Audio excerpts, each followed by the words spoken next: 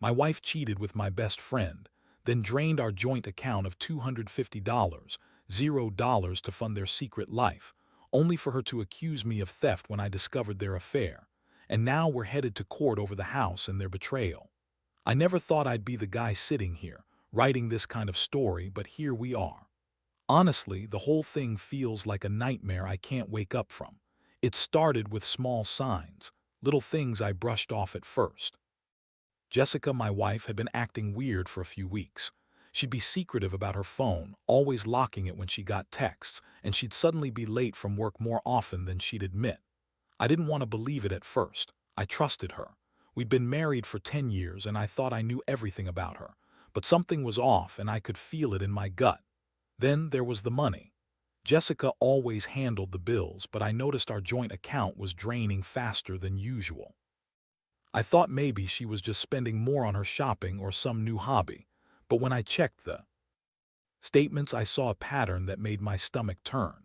Over the past 3 months, she'd withdrawn close to $250, $0, more than I'd ever seen in our account before. The withdrawals were all in cash and there were no receipts, no explanation. That amount of money, it wasn't just shopping or some secret hobby. It was a red flag I couldn't ignore. I started paying closer attention. On a whim, I decided to check her phone while she was in the shower. I know that's invasive, but I was desperate. I found texts that made my heart drop. Flirty messages, suggestive photos, and worse, messages that hinted she'd been seeing someone else.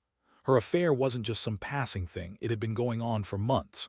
The guy was someone she worked with, a guy named Mark. The texts were explicit, full of talk about sex, plans to meet up, and how much she enjoyed sneaking around. I sat there, stunned. I couldn't believe what I was reading.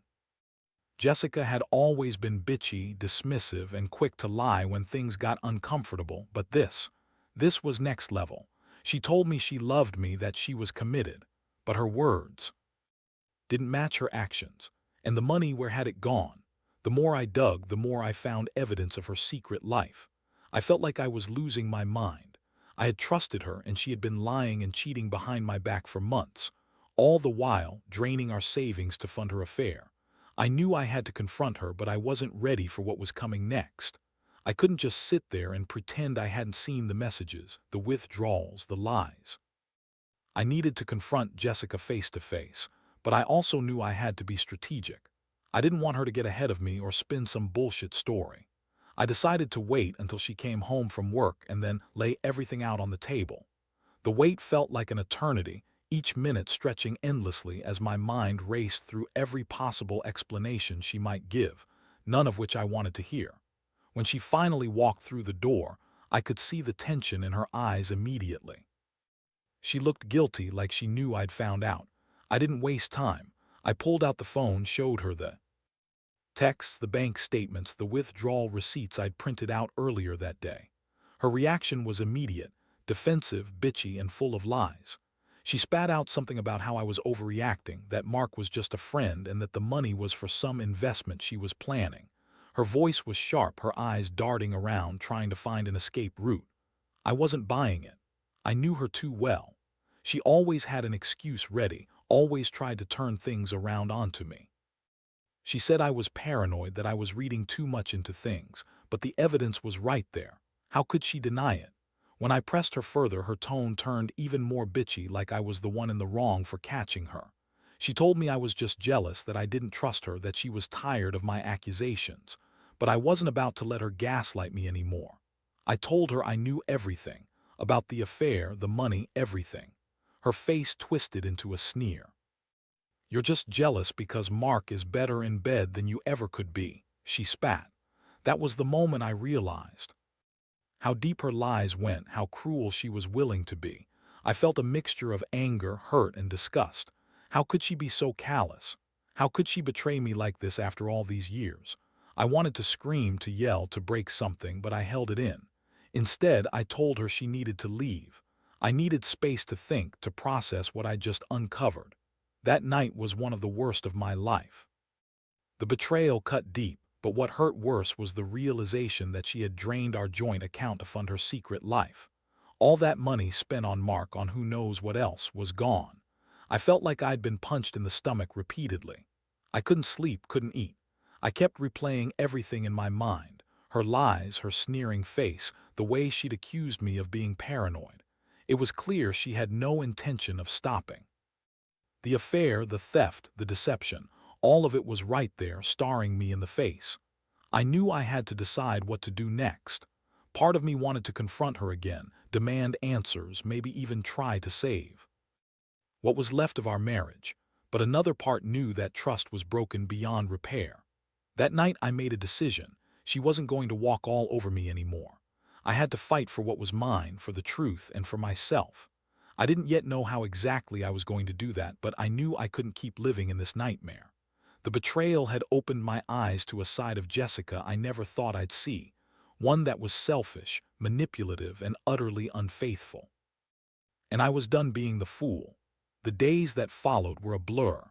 I threw myself into figuring out my next steps, trying to piece together just how deep her betrayal went. The thing that kept hitting me hardest was the money. That $250, $0 gone. I had trusted her with our savings, with our future, and she had turned around and drained it to fund her affair with Mark. I still couldn't believe she'd do something so cold and calculated. It felt like she'd stolen a part of me, like she'd taken my trust and smashed it into pieces. I started digging into the bank statements more thoroughly, trying to track where the money had gone. What I found was shocking. She transferred large sums to a private account she'd set up in her name, one I had never seen before. Then she'd used cash withdrawals to pay for hotels, dinners, and who knows what else with Mark. It was clear she'd been planning this for months. I couldn't wrap my head around how she managed to keep it hidden for so long. The betrayal wasn't just emotional, it was financial, and it cut even deeper. I also began to gather evidence of her affair. I found more explicit texts, more photos. She'd even taken pictures of herself in bed with Mark, some of them in our house, in our bed. It made me sick. How could she do this in the place we shared? How could she be so callous? I wasn't just angry, I was furious. Every time I thought about the money and her lies, I felt an overwhelming sense of betrayal. I had given her my trust, my love, and she had thrown it all away for some cheap sex and a quick cash grab. I knew I had to confront her again, but this time with a plan. I wanted her to see I wasn't going to be played anymore. I also needed to understand if she'd taken everything or if there was more hidden away. So I hired a private investigator. I didn't want to believe it, but I needed proof. I needed to know if she'd hidden more money, if she'd been planning to run off with Mark, or if she had any other surprises waiting for me. When the pie came back with the report, it confirmed my worst fears. She'd opened multiple secret accounts, transferred more money, and even booked flights out of the country, all in the last few weeks. That was the moment I realized I had to act fast. I couldn't let her run away with everything. I started to prepare my legal case, talking to lawyers about how to protect what was left of our assets. I also decided I wasn't going to let her manipulate me anymore. I was done being the victim. I had to fight back, not just for the money but for my dignity. The whole thing was a mess, but I knew one thing: she was not going to get away with this. Not without consequences. I was going to make sure she paid for what she'd done, one way or another. Meanwhile, Jessica kept up the act, pretending to be innocent and hurt, throwing around accusations that I was the one cheating or stealing. She played the victim card like a pro, but I saw through her. She was a master manipulator, and I had to be smarter than her. I started documenting everything, every exchange, every withdrawal, every lie. I wasn't going to let her gaslight me into thinking I was crazy. This wasn't just about the money or the affair. It was about respect, about standing up for myself after she tried to destroy everything we built. I knew I couldn't fix what was broken, but I could fight for what's right. And I was determined to do that, no matter how ugly it got. The tension in the house was worse than I ever expected. Jessica continued to act like she was the innocent victim, crying, pretending she was hurt, even accusing me of being the one who'd betrayed her first. She threw tantrums, called me paranoid, said I was controlling her life. But I wasn't buying any of it. I had all the receipts, the proof of her affair, the bank transfers, the secret accounts. I could see right through her act. Still, she had a gift for manipulation, twisting everything around to make me look like the bad guy. One night, after a particularly heated argument, I decided I'd had enough of her lies. I told her I was going to consult a lawyer, that I was preparing to take legal action to protect our assets and get to the bottom of her betrayal. That's when she snapped. Her bitchy side came out full force. She screamed at me, accused me of trying to steal from her, of ruining her life. "You're just jealous because I found someone better," she spat. "You're so insecure you can't handle knowing I don't love you anymore." It was disgusting, the way she tried to turn the tables, but I wasn't going to let her manipulate me anymore. I had decided I'd file for divorce, not just for the money, but because I couldn't live with someone who lied and cheated so blatantly. I wanted out of this toxic mess. I wanted to rebuild my life, even if it meant starting over alone. I knew it wouldn't be easy. Jessica was already trying to spin the story to her friends, claiming I was the one cheating and stealing, trying to make herself look like the victim. But I had the evidence, and I was prepared to fight in court if I had to. That same night, I contacted a lawyer and explained everything. We started gathering paperwork, evidence of her secret accounts, the texts, the bank statements. I also made plans to meet with a financial advisor to trace every cent she'd taken. I was furious, yes, but I also felt a strange sense of clarity. I realized I'd been blind for so long, trusting someone who had no regard for me or our marriage. That trust was shattered beyond repair, but I wasn't going to let her walk away with everything. I was going to fight for what was rightfully mine. Jessica kept up her act of innocence, but I saw through her. She was trying to spin her lies, trying to make herself look like the victim. She was bitchy, manipulative, and totally untrustworthy. I knew I couldn't fix this marriage, not after what I'd uncovered. I had to protect myself and my assets. I was done being the fool. I'd been betrayed on so many levels, and now it was time to take control. I was ready to go to court, to fight for my dignity, and to finally put an end to her betrayal. The pain was real, but so was my resolve. I wasn't going to let her get away with this, not without a fight. The court date was set, and I felt like I was walking into a battlefield. Jessica, of course, tried to act like she was the victim, crying and accusing me of all sorts of things, saying I was trying to take everything she deserved. She spun stories about how she was just trying to find happiness, how I was controlling and insecure. But I had the evidence, texts, bank statements, the secret accounts, the flights she booked in her name. I knew the truth, and I was ready to fight hard for it. The day of the hearing, I was nervous but determined. Sitting across from her in that courtroom, I saw her bitchy, manipulative face and felt a surge of anger. She refused to admit anything at first. Instead, she kept throwing accusations at, claiming I'd been cheating or stealing. I had to fight the urge to lash out, to tell her how much she'd betrayed me. Instead, I calmly presented all the evidence. I showed the court the bank transfers, the texts, the hotel receipts, everything. Her reaction was classic Jessica. She tried to deny everything, but her voice was shaky, her lies falling apart under the weight of the facts. The judge looked at her with disbelief when I laid out the evidence, especially about the secret accounts and the money she'd drained.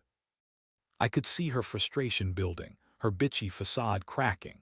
When I finally finished, her lawyer tried to argue that I was the one responsible for the problems in our marriage, but the judge wasn't buying it.